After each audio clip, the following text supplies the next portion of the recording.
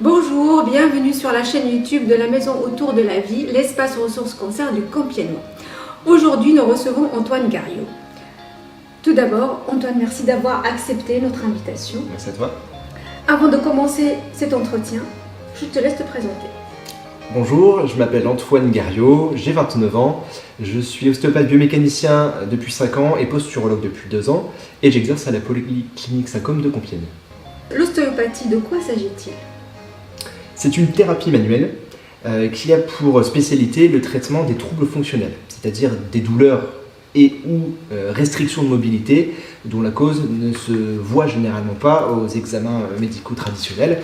Et l'ostéopathe va avoir plusieurs cordes à son arc en termes d'actes. Il va avoir les manipulations, les plus connues qui font crack, les mobilisations, qui sont un petit peu plus douces, et les techniques neuromusculaires, plus spécifiques aux muscles.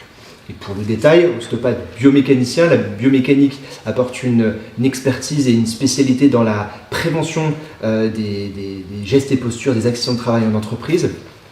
Et l'aspect posturologique, comme son nom l'indique, va amener à une analyse des facteurs de risque posturaux chez un individu de façon à prévenir les douleurs qui y sont associées. Antoine, à quel moment doit-on consulter un ostéopathe et pourquoi ? Je dirais quand vous en ressentez le besoin, ou du moins quand vous ressentez au moins une douleur articulaire ou musculaire, que ce soit au niveau du dos ou au niveau des membres, ce sera les troubles locomoteurs, ou pour des troubles d'ailleurs viscéraux chroniques, donc ça va être les troubles digestifs, les troubles gynécologiques ou les troubles ORL. En tant qu'ostéopathe, tu parles de troubles fonctionnels. D'où viennent-ils ? Ce qu'il faut comprendre, c'est que votre système nerveux exerce un contrôle et une régulation sur l'ensemble du fonctionnement de votre corps par le fait qu'il communique avec les différentes structures qui le composent. Et lorsque vous avez une zone de votre corps qui subit une perturbation, une contrainte que le système nerveux n'a pas su réguler en temps et en heure, eh bien vous avez un système de défense en quelque sorte qui s'active et qui va chercher à verrouiller musculairement cette zone en attendant que le problème soit réglé normalement. À partir de là, la communication entre la zone perturbée et le système nerveux, disons, est entravée, et c'est là que vous allez commencer à ressentir un blocage, voire une douleur comme signal d'alarme. Et les résultats sont-ils immédiats ? Disons que l'association des différents types d'actes, manipulation, mobilisation et techniques neuromusculaires que pratique l'ostéopathe vont avoir une action quasi immédiate qui généralement est décrite ou ressentie par le patient comme un déblocage, un soulagement, une légèreté. Maintenant, les muscles qui sont verrouillés et donc douloureux, eux, doivent attendre justement le rétablissement de cette communication avec le système nerveux de façon à ce qu'il puisse réguler le tonus des muscles et les douleurs qui sont associées. Et ce fonctionnement-là demande en effet un petit peu plus de temps, on parle en général de 48 heures. Antoine, c'est quoi la différence entre un kiné et un ostéopathe ? Comme on l'a vu jusque-là, un ostéopathe va plutôt chercher à débloquer une situation, une problématique ponctuelle, alors qu'un kinésithérapeute va plus se rééduquer sur du plus long terme au travers d'exercices de renforcement musculaire, d'assouplissement, etc. Mais ça n'empêche pas que ce soit des thérapies manuelles qui sont très complémentaires. Par exemple, après avoir consulté un ostéopathe, après qu'il vous ait débloqué, eh bien vous pouvez être amené à consulter un kinésithérapeute de façon à limiter la réapparition de douleurs musculaires, notamment chez les cas chroniques.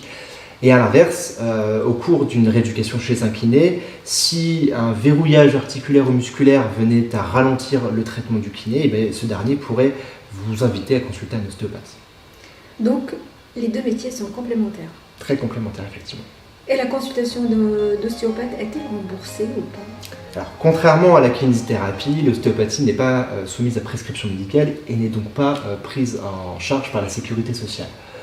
En revanche, de nos jours, la grande majorité des mutuelles proposent un remboursement pour les consultations en ostéopathie. À la Maison Autour de la Vie, nous prenons en charge des patients atteints de cancer pendant, au milieu, après la fin de leur traitement. D'ailleurs, plusieurs patients ont participé à tes ateliers. Antoine, quels bénéfices l'ostéopathie peut apporter à nos patients ? Alors évidemment, l'ostéopathie ne va pas soigner le cancer. Et l'ostéopathie, elle aura pour vocation plutôt de soulager les effets secondaires qui vont être liés aussi bien à la maladie en elle-même qu'au traitement.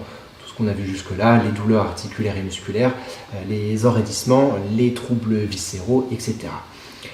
Au-delà de ça, à travers d'une expertise geste et posture, il est possible, et je dirais même qu'il est intéressant, de proposer des conseils de mouvement du quotidien pour nos patients, de façon à ce qu'ils puissent s'auto-gérer en quelque sorte, et de ce fait-là, limiter l'apparition de douleurs, l'apparition même de raideur et de fatigue même sur le long terme. Et c'est d'ailleurs ce que, en effet, vous m'avez demandé chez OncoWaz de faire au travers de mes ateliers corps et mouvement, et ça je vous en remercie. Avant de finir cet entretien, je te laisse le dernier mot. Eh bien, mes salutations et remerciements à toute l'équipe d'OncoWaz et à toi Raja évidemment pour cette interview. Merci Antoine pour cet entretien.